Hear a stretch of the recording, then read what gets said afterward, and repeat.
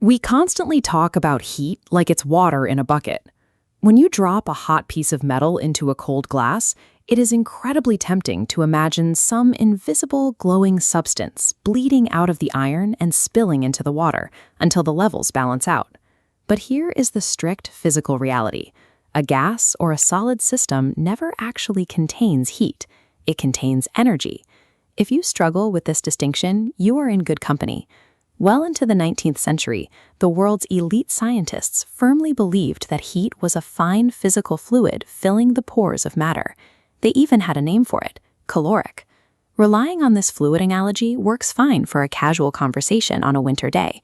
But if you try to use it to engineer a machine or pass a physics exam, you will fail to understand how the universe actually manipulates energy. The caloric theory was effectively destroyed in 1798 by a physicist named Benjamin Thompson. He was observing the manufacturing process for brass military cannons. Thompson noticed a glaring anomaly. Boring out the barrel generated massive amounts of heat, enough to boil nearby water. According to the old theory, a sharper drill should scoop out more caloric fluid from the metal's pores. But Thompson found that a highly inefficient, dull drill actually generated far more heat, even though it was barely carving out any metal. The amount of heat produced didn't correlate with the material removed. It perfectly correlated with the mechanical effort exerted by the horses turning the drill. Thompson proved that heat was not a hidden physical substance. It was a form of energy. The physical, mechanical work done by the horses was being converted directly into thermal energy. Decades later, the steam engine ran this exact principle in reverse. It took the thermal energy of pressurized steam and converted it back into physical, mechanical motion to drive heavy wheels and pistons.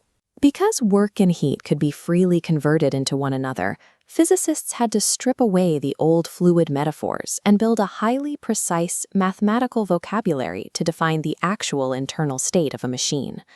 To understand that vocabulary, we need to strip away the gears and boilers entirely and look at an idealized thermodynamic system, a sealed box of gas. In a standard mechanics problem, you would track the motion of this entire box flying across the room to calculate its overall kinetic energy. Thermodynamics ignores that completely.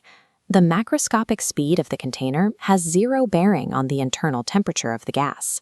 Instead, we shift our frame of reference to the center of mass. We are looking strictly inward. Inside, you find individual molecules darting in straight lines, tumbling in rotation, and oscillating back and forth like tiny compressed springs. If you calculate the mathematical sum of all this random, disordered kinetic and potential energy, you arrive at a value denoted by the letter U. This is the system's internal energy. Internal energy is the true noun of the system. It is the exact, measurable physical condition the gas exists in at this specific microsecond. So if that internal energy is strictly locked inside the gas, what mechanisms does the outside universe use to change it? There are exactly two gateways.